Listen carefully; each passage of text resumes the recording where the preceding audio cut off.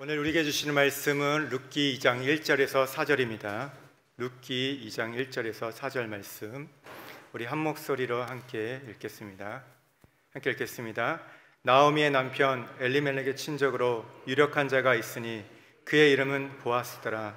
모압 여인 룻이 나아미에게 이르되, 원하건대 내가 밭으로 가서 내가 누구에게 은혜를 입으면 그를 따라서 이삭을 죽겠나이다 하니, 나오미가 그에게 이르되, 내 따라 갈지어다 하매 룻이 가서 베는 자를 따라 밭에서 이삭을 줍는데 우연히 엘리멜렉의 친족 보아스에게 속한 밭에 이르렀더라. 마침 보아스가 베들레헴에서부터 와서 베는 자들에게 이르되, 여호와께서 너희와 함께 하시기를 원하노라 하니, 그들이 대답하되 여호와께서 당신에게 복 주시기를 원하나이다 하니라. 아멘. 오늘 아침 우리 현장에서, 가정에서 예배드린 모든 분들 가운데 하나님의 은혜가 함께 하시기를 소망합니다. 우리 앞뒤좌우로 이렇게 한번 인사하겠습니다. 하나님의 은혜가 우리와 함께 합니다.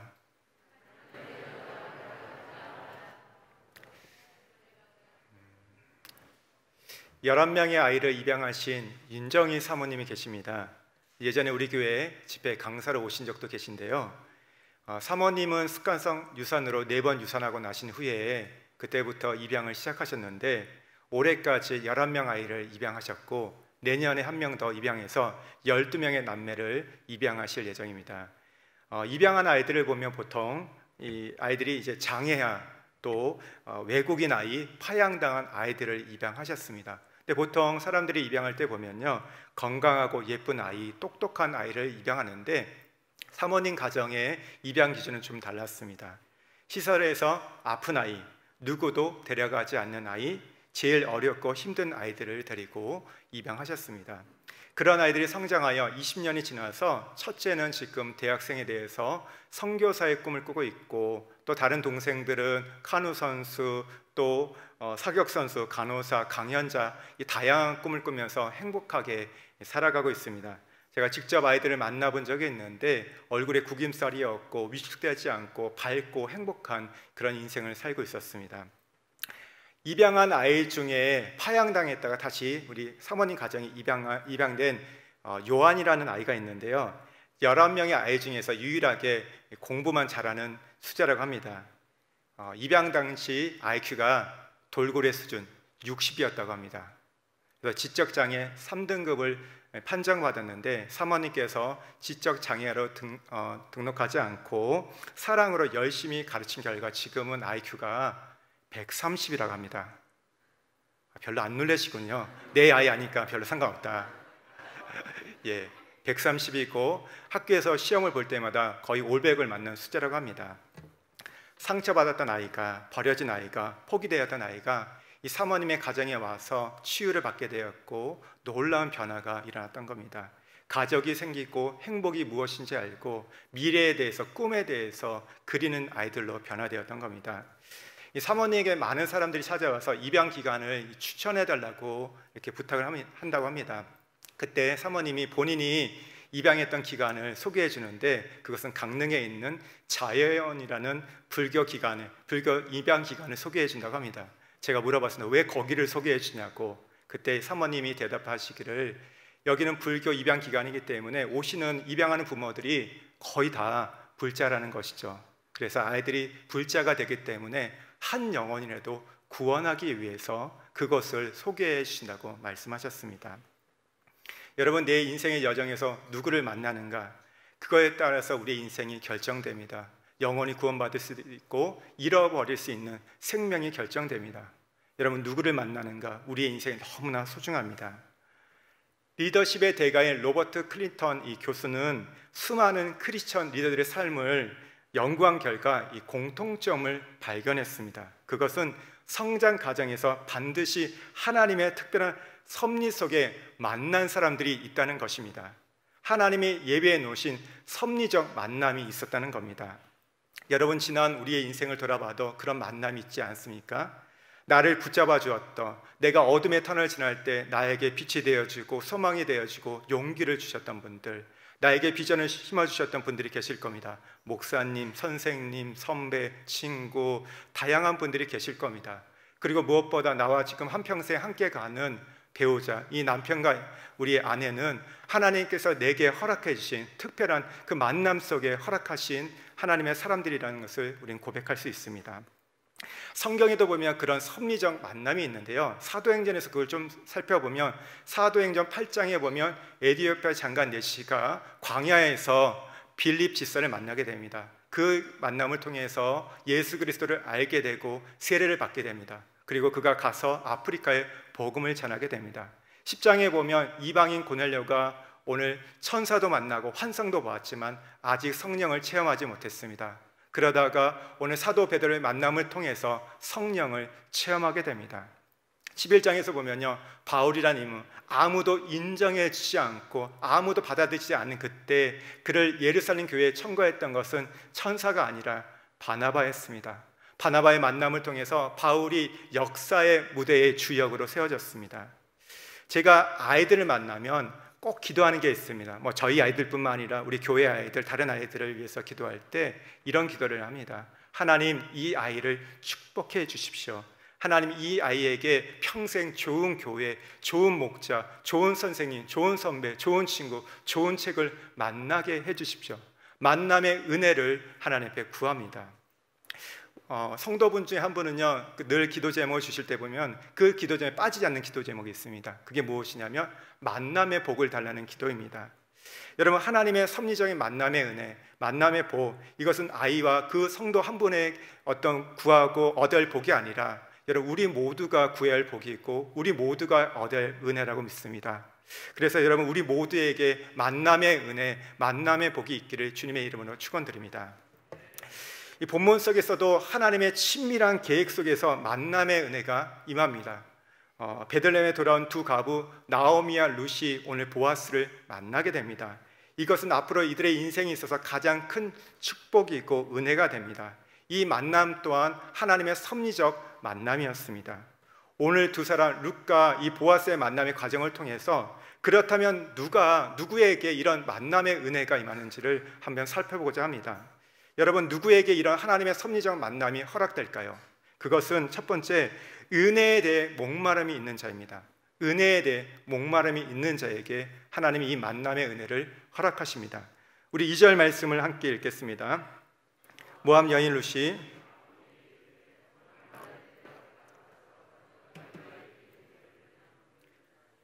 내가 누구에게 은혜를 입으며, 룻은 인생을 경험함의 기초가 은혜임을 알고 있었습니다. 이것은 굉장히 우리 중요한 신앙인의 본질이 되어야 됩니다.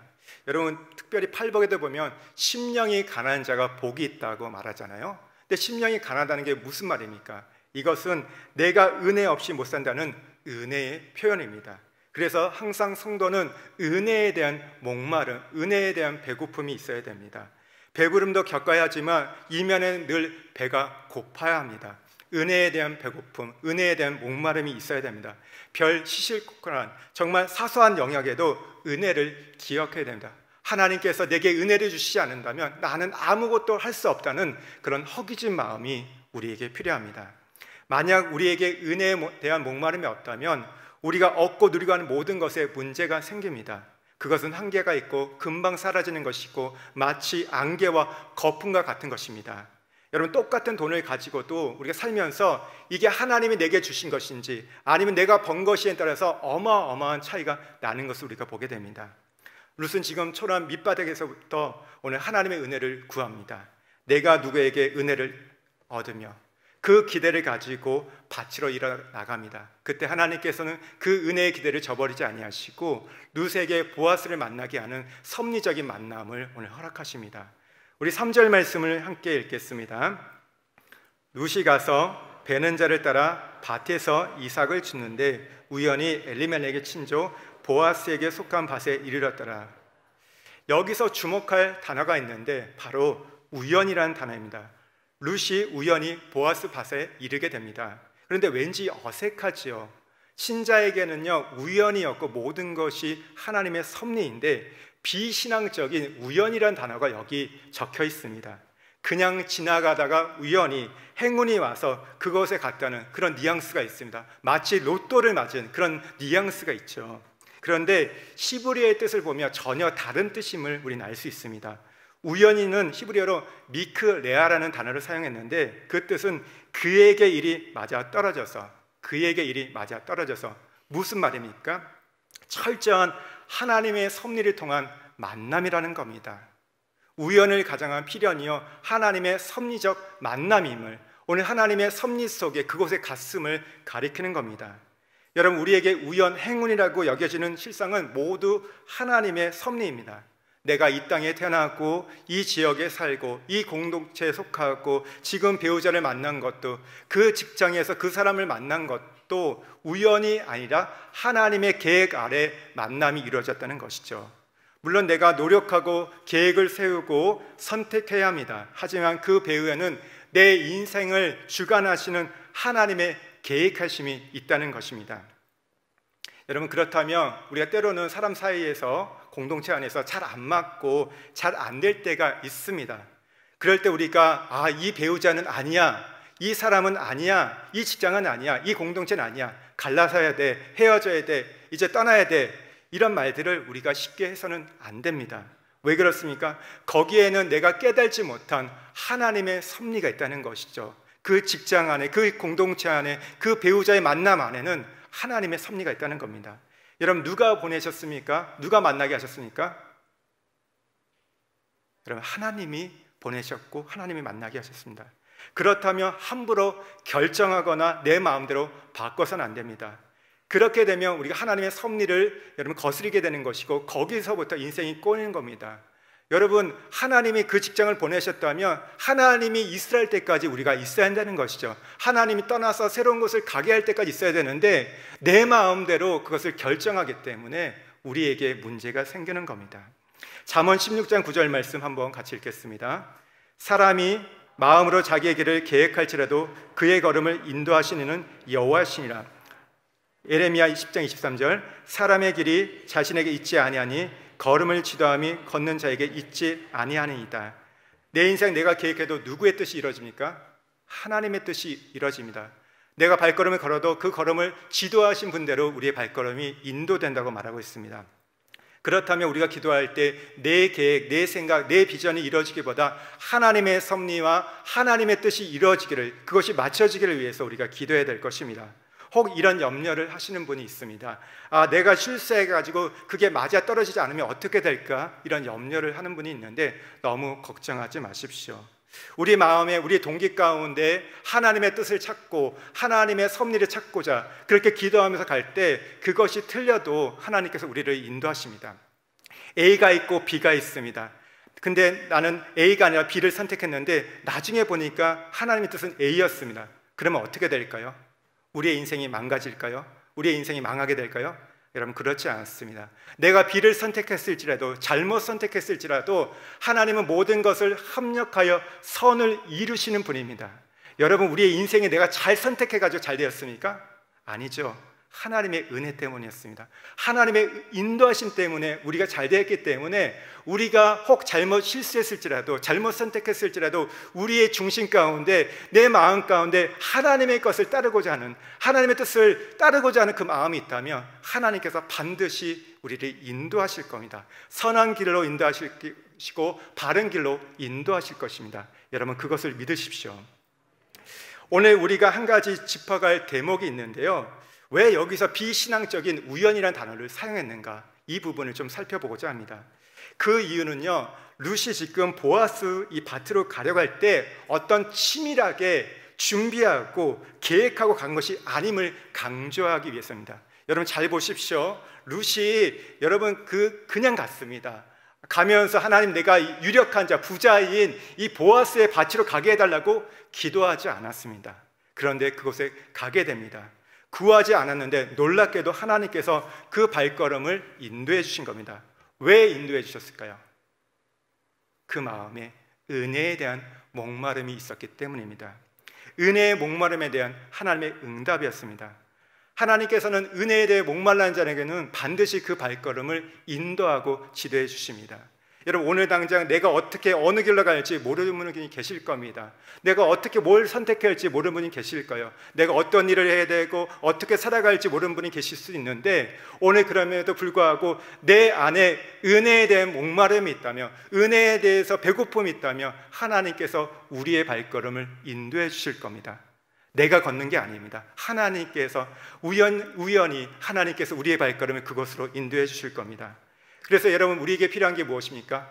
은혜에 대한 목마름입니다. 내게 은혜에 대한 목마름만 있다면 내가 꼭 때를 쓰고 부르짖지 않아도 하나님께서는 우리의 모든 형편과 상을 아시기 때문에 우리가 먼저 구하시기 전에도 우리를 인도하시고 우리에게 베풀어 주실 겁니다. 우리 4절 말씀도 함께 좀 읽겠습니다. 마침 보아스가, 오늘 4절에도 주목할 단어가 있는데 마침입니다. 마침 보아스가 밭에 옵니다. 이 마침은 히브리어로 마엔으로 영어 behold라는 단어입니다. 우리말로 직역해보면 그리고 보라 보아스 그가 왔다. 그리고 보라 보아스 그가 왔다. 오늘 지금 감탄하는 내용인데요. 왜 감탄하면 보아스가 아주 절묘한 타이밍에 그 밭에 왔기 때문입니다. 너희들 한번 그 발걸음을 봐라. 얼마나 멋지냐, 얼마나 절묘한 타이밍에 지금 보아스가 왔냐. 이것이 하나님께서 섭리적으로 만나게 하신 만남의 은혜라는 것을 오늘 이 저자는, 이 룻기의 저자는 말하고 있는 겁니다. 여러분, 하나님의 인도를 보면요, 우리가 상상하지 못하는 절묘한 타이밍에 이루어지는 것들을 보게 됩니다. 우리의 인생에서 중요한 것은 타이밍은 내가 정하는 것이 아니라 하나님이 정하신다는 겁니다.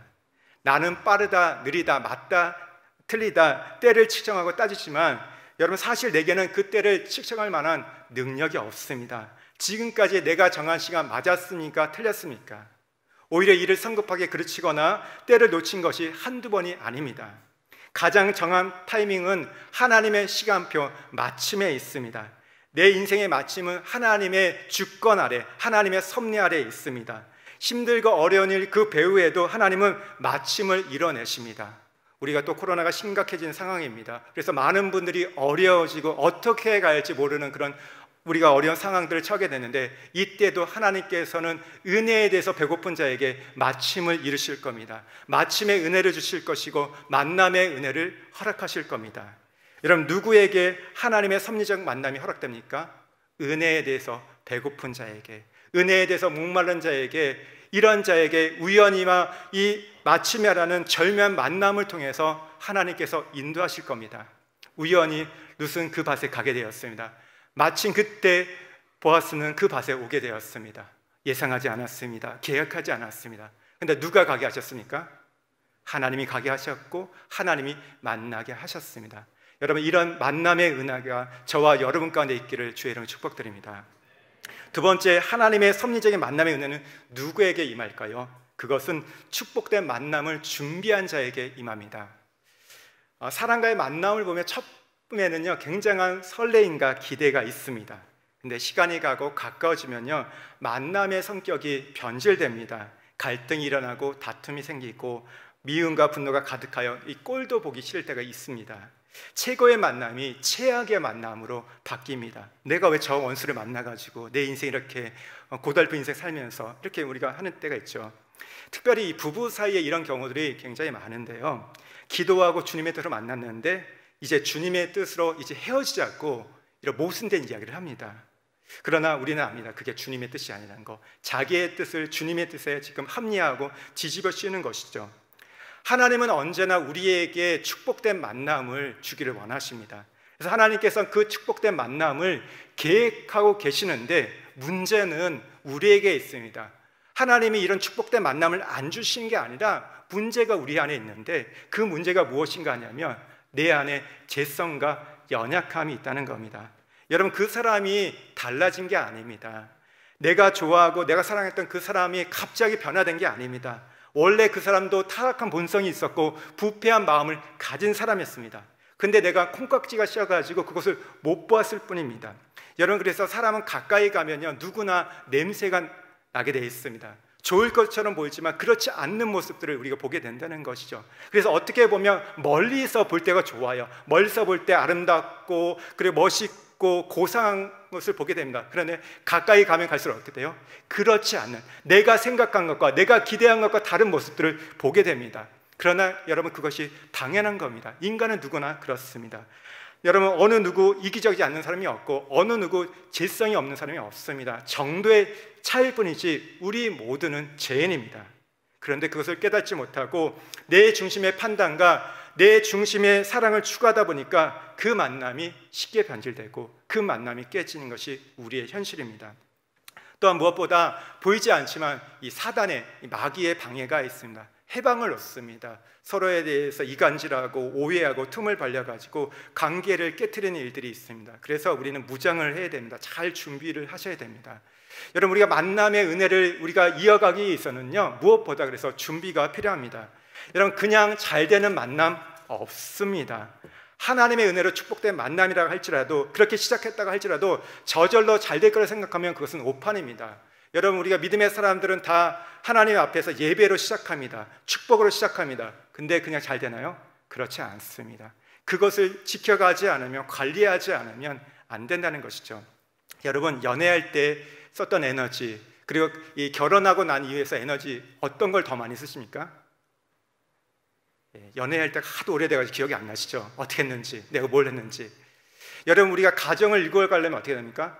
연애할 때보다 가정생활, 결혼하고 난 이후에 더 많은 에너지를 써야 됩니다. 더 수고하고 더 애쓰고 노력해야지만이 그 가정이 유지가 됩니다. 여러분, 가정이 그냥 늘 허니문의 기간을 보냅니까? 그렇지 않아요. 애 낳고 조금만 지나가면요, 왜 안 도와주냐, 왜 이기적이냐 하면서 따지고 하며 싸우는 일들이 비일비재합니다. 여러분, 애써야 돼요. 노력해야 됩니다. 설거지해야 되고 빨래해야 되고 개해야 되고, 안 그러면 안 되잖아요. 그거 안 되면 관계가 유지가 안 됩니다. 우리 어른들은 모르겠지만 젊은 사람들은 유지할 수 없어요. 애써야 됩니다. 할렐루야. 네. 여러분, 사람들과의 만남도 우리가 이 관계가 유지되고 더 깊어지려면 더 애를 쓰고 수고하고 노력을 해야 됩니다. 밥을 사야 되고 차를 사야 되고 선물도 하고 시간을 내고 마음을 써야지만이 되는 것이지, 그렇지 않으면 그 만남은 시들어집니다. 오해를 사고요, 관계가 소원해지면서 멀어지게 됩니다. 더 관심을 갖고 더 마음을 써야지만이, 더 관리할 때만이 여러분 이 관계가 풍성한 만남, 복된 만남이 될 수 있습니다. 이제 오늘부터 우리가 이제 구역 모임 방학하는데, 이 방학 때 사실 더 우리가 관심을 가져야 된다는 것이죠. 더 애를 써야 됩니다. 아, 우리 이제 방학했으니까 연락 끝! 그러면 어떻게 될까요? 그리고 나서 9월 달에 만나면 그 구역 모임이 잘 될까요? 아니요. 그 안에 뭔가 뭔가 이상함이 좀 있어요. 잘 안 되는 게 있어요. 뭔가 마음이 잘 통하지 않고 어색함들이 있는 것을 보게 됩니다. 그러나 이 방학 때 더욱더 마음을 쓰고 신경을 하고 서로를 기도할 때, 만났을 때 더 큰 축복이 임합니다. 그래서 우리 구역장님은 우리 구역원에 대해서, 우리 구역원들은 구역장님에 대해서 더 마음을 쓰십시오. 관심을 갖고 서로에 대해서 기도하고 격려할 때 더 복된 만남이 우리를 기다릴 겁니다. 그리고 그래서 우리에게 가장 중요한 것은요, 그 만남 속에서, 그 사람 속에서 하나님의 은혜와 축복이 끊이지 않도록 우리에게 기도함이 필요합니다. 이제 이 룻과 보아스의 만남을 보시면요, 두 사람의 만남은 너무나 아름답습니다. 그리고 그 만남은 성장하고 발전합니다. 그리고 그 만남에 하나님께서 마음껏 축복하는 것을 보게 되는데, 왜 하나님께서 축복하셨을까요? 그것은 두 사람이 준비되었기 때문입니다. 무엇이 준비되었습니까? 두 사람을 보면요, 모두 아름다운 신앙과 아름다운 성품이 준비되었습니다. 먼저 이 보아스를 보면, 오늘 장면에 보면 보아스가 보리밭에 방문하자 하인들이 이제 보아스에게 인사하는 장면이 나옵니다. 4절에 보면 여호와께서 당신에게 복 주시기를 원하나이다. 물론 이게 어떻게 보면 그냥 주인에게 형식적으로 하는 인사치레일 수도 있지만, 이 문맥이나 정황을 보면 평소에 너그럽고 후덕한 주인으로 존경받는 것을 우리는 알 수 있습니다. 그리고 두 가부 룻과 이 나오미를 대하는 태도를 보면 너그럽고 그리고 배려심이 많은 것을 보게 됩니다. 무엇을 말합니까? 보아스는 평소에도 경건한 신앙이었고 경건한 삶을 사는 자였습니다. 아름다운 성품, 그리스도를 닮은 인격이 있는 자였다는 것이죠. 여러분, 룻은 어땠습니까? 1장에 보면 어머니에 따르는 희생적인 결단을 합니다. 여기서 견고한 심지와 우리는 인격을 발견하게 됩니다. 그리고 오늘 밭에 일할 때 어떻게 합니까? 땀을 흘리면서 열심히 일하는 것을 보게 됩니다. 성실하고 부지런했습니다. 그가 은혜를 구하며 나갔지만 어떤 헛된 기적이나 마술 같은 요행을 구하지 않았습니다. 스스로 열심히 일했습니다. 땀을 흘렸습니다. 그 가운데서 하나님의 은혜를 기다렸던 자입니다. 보아스, 룻 둘 다 모두 일상의 삶에서 경건한 신앙인으로 경건한 삶을 살았습니다. 부끄러움이 없는, 손색 없는 삶을 살았던 겁니다. 두 사람의 만남이 축복이 될 수 있었던 것은 준비되었기 때문입니다. 여러분, 왜 우리가 결혼하고도 어렵습니까? 준비되지 않았기 때문에, 그냥 좋아하는 그 감정만 갖고 있기 때문에 잘 되지 않는 겁니다. 왜 부모와 자녀의 관계가 어긋납니까? 준비되지 않았기 때문입니다. 준비게 되면요, 그 어떤 것보다 아름다운 하모니를 이루게 되고 그 안에 아름다운 일들이 일어나는데, 준비되지 않을 때 그 만남은 오히려 해가 되고 독이 되고 아픔으로, 상처로 돌아옵니다. 여러분, 이 아름다운 성품, 아름다운 신앙을 준비했기에 두 사람 만나면은 은혜가 흘러넘칩니다.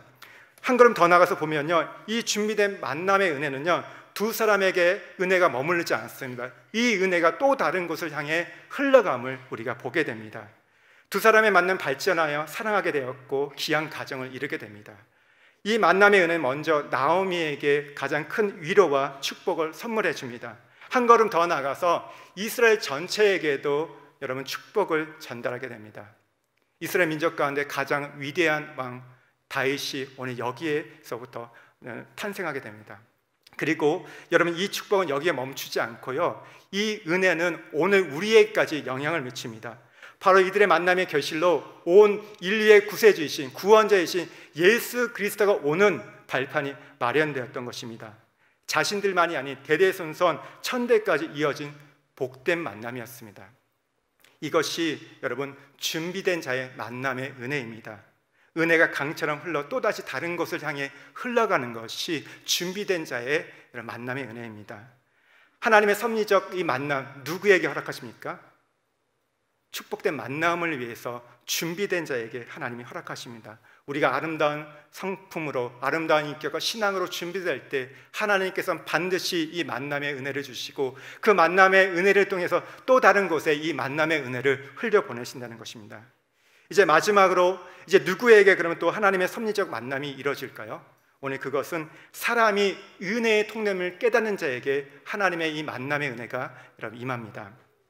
하나님이 우리에게 은혜를 주실 때 보면요, 보통 통로가 있습니다. 말씀을 통해서, 기도를 통해서, 봉사를 통해서, 환경을 통해서 우리에게 은혜를 주시는데요, 그와 더불어 가장 큰 통로가 있다면 바로 사람을 통해서 흘러오는 은혜입니다. 그래서 내게 허락하신, 내 주변에 허락하신 우리 사람에 대해서 소중히 여겨야 됩니다. 여러분, 이분들은요 그냥 우연히 만난 것이 아닙니다. 우리가 이 공동체에서 만난 사람, 그냥 어쩌다가 같은 동네에 살아가지고 같은 교회 다니는 사람이 아니라 하나님께서 내게 복을 주시려고, 내게 은혜를 주시려고 그 통로로 만나게 하신 겁니다. 그래서 우리가 한 사람 한 사람을 소중히 여기고 귀히 여길 때 우리는 하나님의 은혜를 받을 수 있습니다. 사람이 우리에게 주신 가장 큰 은혜의 통로입니다.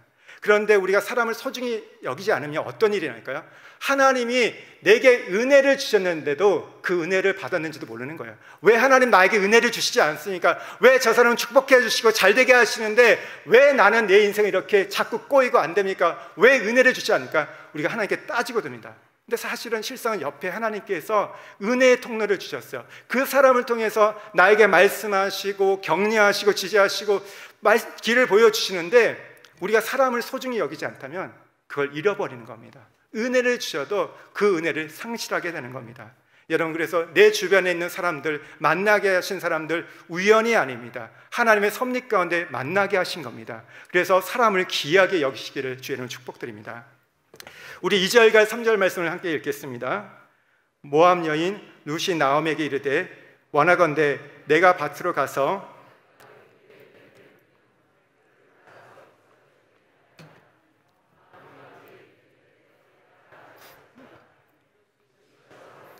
따라 밭에서 이삭을 줍는데 우연히 엘리멜렉의 친족 보아스에게 속한 밭에 이르렀더라.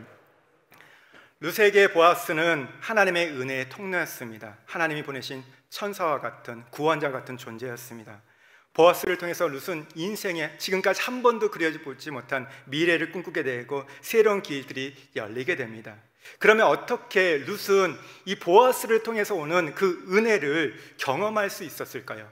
그것은요, 룻이 약속을 붙잡았기 때문입니다.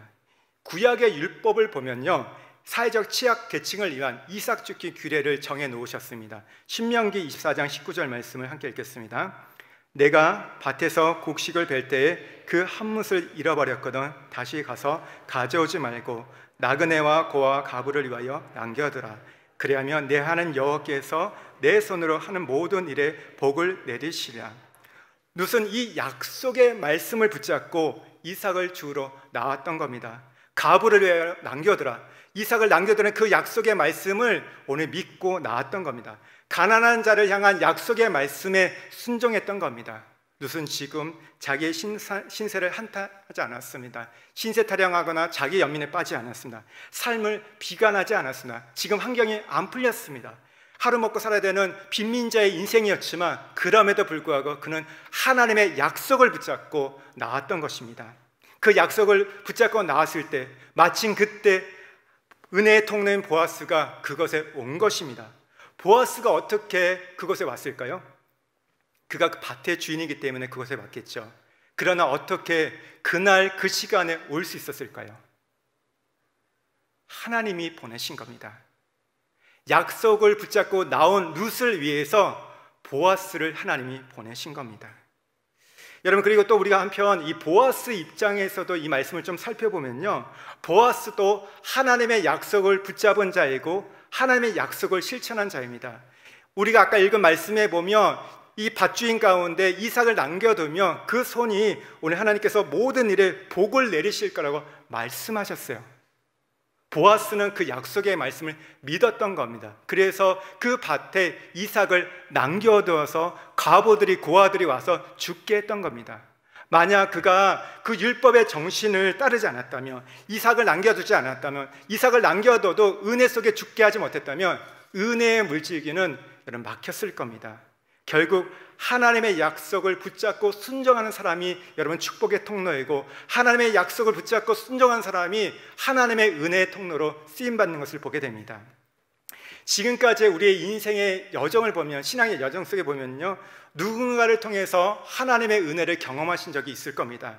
그때마다 신기하게 그분들의 이야기가 굉장히 들어보면요, 공통점이 있습니다. 무슨 이야기를 하시냐면요, 그날따라 당신이 생각났다는 거예요. 그날따라 연락하고 싶었고, 그날따라 기도하는데 당신이 떠올랐고, 하나님이 당신을 도와주라는 그런 성령의 감동, 이런 그런 마음이 있었다는 이야기를 합니다. 이러면 이게 무엇입니까? 사람을 통해서 하나님께서 은혜를 흘려보내시는 겁니다. 하나님은 오늘도 사람을 은혜의 통로를 삼으셔가지고 은혜를 베푸십니다.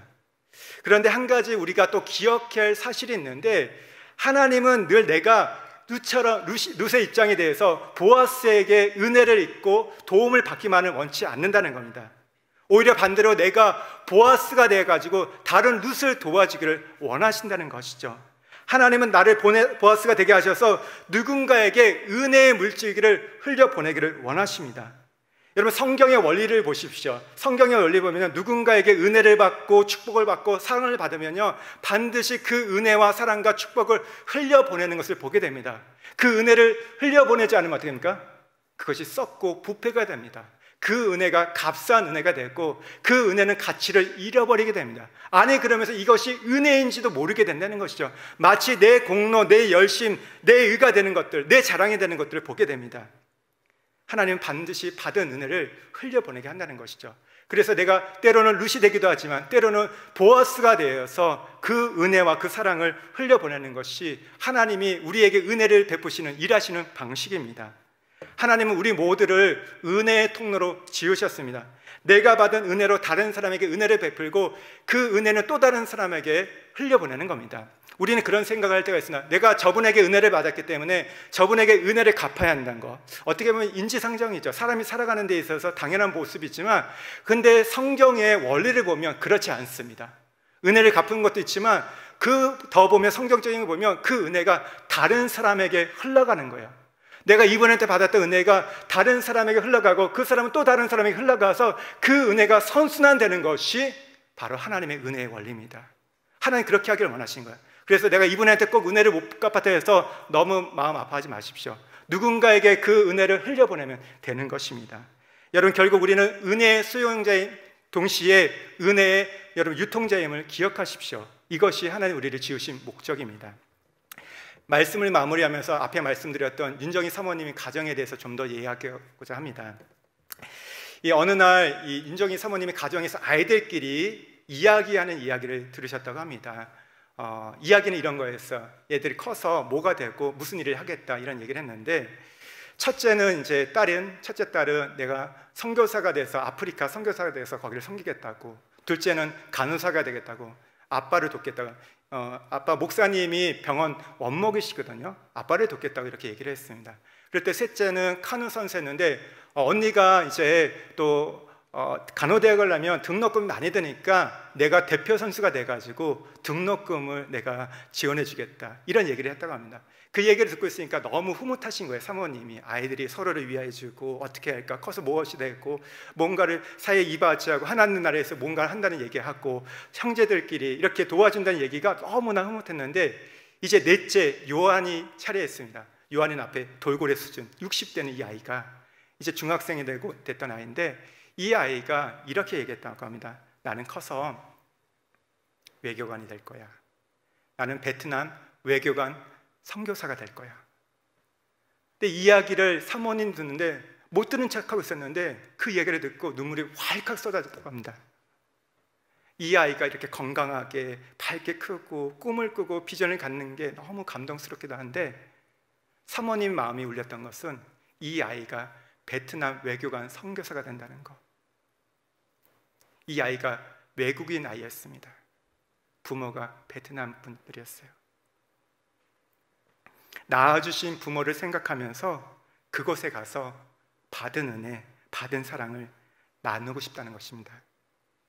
자기를 버린 부모, 자기를 버린 나라이지만 원망하거나 복수심에 타오르지 않고, 내가 여기 엄마 아빠를 통해서, 누나들을 통해서, 가족을 통해서, 교회 식구들을 통해서 예수님께 받은 사랑이 있기 때문에, 그 은혜가 있기 때문에 내가 그 은혜를 갖고 그 사랑을 가지고 나를 버린 그 나라까지도 내가 섬기고 복음을 전하고 싶다고 그 말을 했던 겁니다.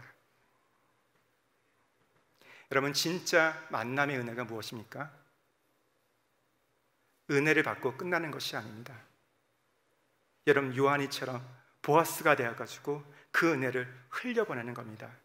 나에게 상처를 준 자에게도, 나를 버린 부모와 그 나라에까지 여러분 흘러가는 것이 진정한 만남의 은혜입니다. 받고 주고, 주고받고, 이것이 진정한 만남의 은혜의 원리고 만남의 은혜의 비밀입니다. 여러분, 이 비밀을 우리가 깨닫고, 이 신비를 우리가 깨닫고, 여러분 우리가 이렇게 나눌 수 있는 우리가 되기를 원합니다. 저와 여러분, 우리 공동체가 보아스가 되어가지고 강물처럼 바다처럼 먼저 우리 가족들에게, 또 우리 공동체 식구들에게, 우리가 만나는 사람들에게, 특별히 코로나로 인해서 신음하고 고통 가운데 있는 더 어려워지는 분들이 많이 계시잖아요. 그들 가운데 그 은혜를 흘려보내기를 원합니다. 그리고 더 나아가서 우리가 이 민족과 열방 가운데, 선교지 가운데 우리에게 허락하신 선교지가 있잖아요. 그것 가운데 이 만남의 은혜를 흘려보낼 수 있는 우리가 되기를 주의 이름으로 축복드립니다.